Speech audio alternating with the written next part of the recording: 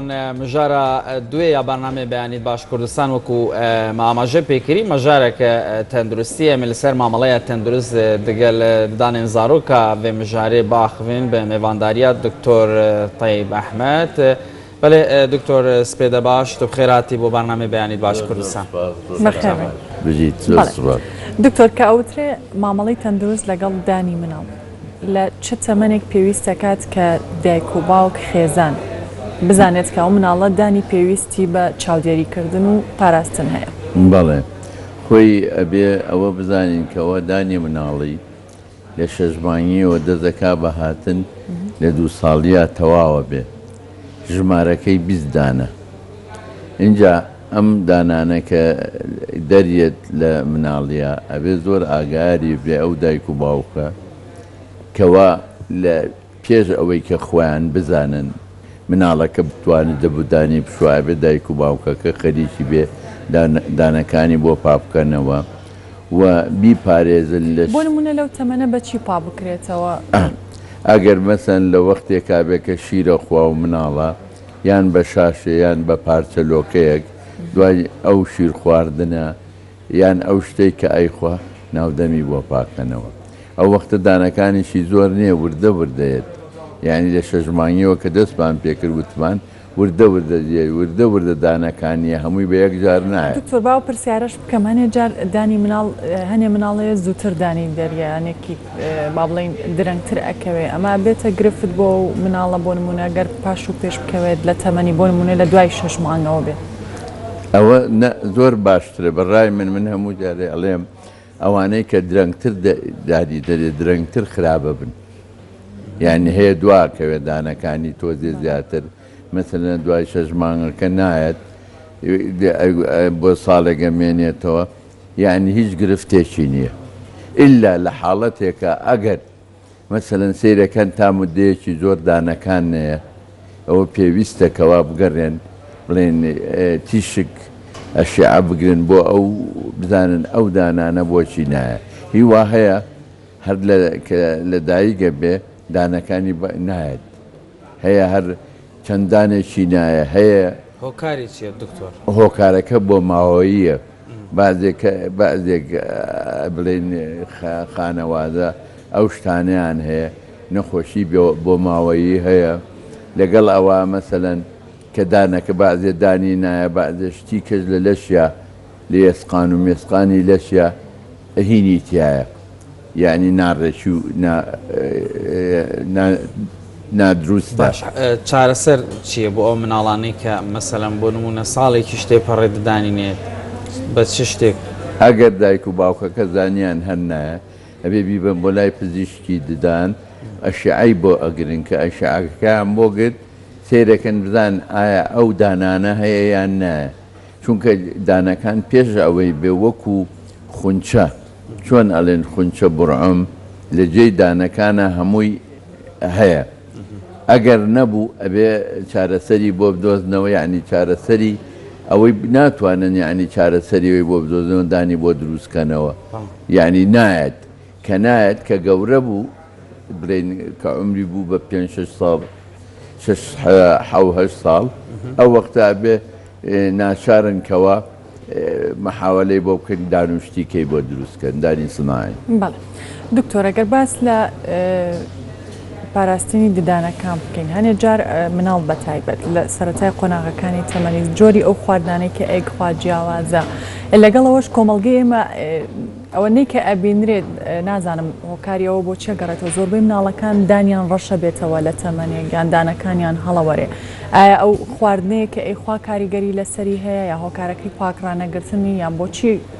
دانەکان تووشی و گرفتانە بن لەو تەمەنە مناڵە؟ بەڵێ ئەوە هۆکارەکەی بە زۆری یعنی پاکوتەمیز ڕای ناگرێ ئەو دایک و باوکە چونکە دانەکان مەسەلەن قاستن کە شیریات هەیە هەوڵجار پێویستە لە دوای هەموو شیر خواردنێ هەموو هینێ دانەکانی بۆ پاکاتەوە بۆی پسڕێ مەسەلەن شەو هینەکە خاتە دەمی مەمکەکە خەوی لێکەوتووە ئەیخوا ئەو لەو شیرە ئەمێنێتەوە ئەو شیرە هەچ شتێکیش لە ناو دەما بمێنێتەوە ئینسان کەنووز ئەو شتە یعنی خراپ ئەبێ کە خراپ بوو ئەبێ بەهۆی ڕێژبوونەوەی دانەکان و هەشە لە مناڵەکان ئەو خواردنی شیرینی زۆر ئەیانێ و بۆشی داشۆن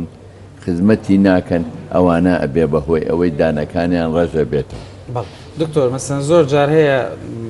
گوێمان لێ بووە مەسەرەن دایکان و باوکان و توانە شروبێک یان دەرمانێکیان ناوە بە مناڵەکەیان دانەکانی ڕەش بۆ هەڵوەریەوە ینی ئەمە هۆکاری چییە پێت وایە باشتر وانە ینی کە مناڵ چارەسەرێکی واوەرەگرێت دکتۆر بیر لەوە بکاتەوە کە ئەمە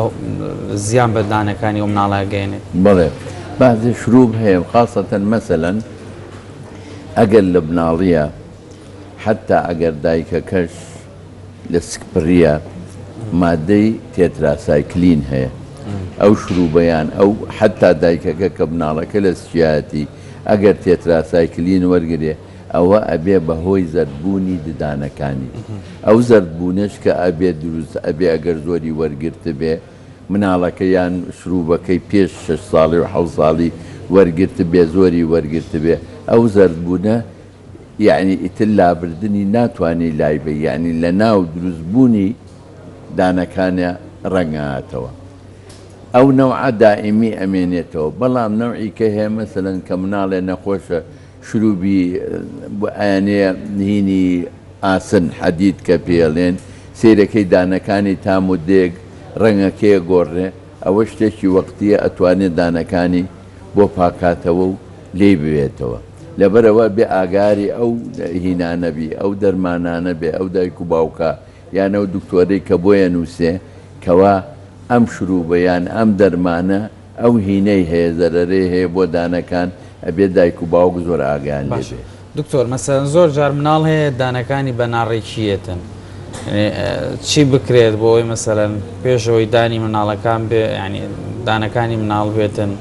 وا بکرێت کە ئەو ناڕێکیە لە دانەکانی نەبێت. بەڵێ خۆی وکو وتمان دانی شیری ئەو بیزدانە لە 6 مانگیەوە دەست پێکا لە 2 ساڵیات تەواوە بێ ئەم بیزدانە چەند ئەمێنێتەوە تا تقریبن 6 ساڵ ئەمێنێتەوە لە بیدایەتی 6 ساڵەکە یەکەمدان لە دوای دانەکان کە پێڵێن خرێ لە خوارەوە و لەسەرەوە 4 خرێیەت لە پێشی دانەکانیشێ 1-2 دانیەت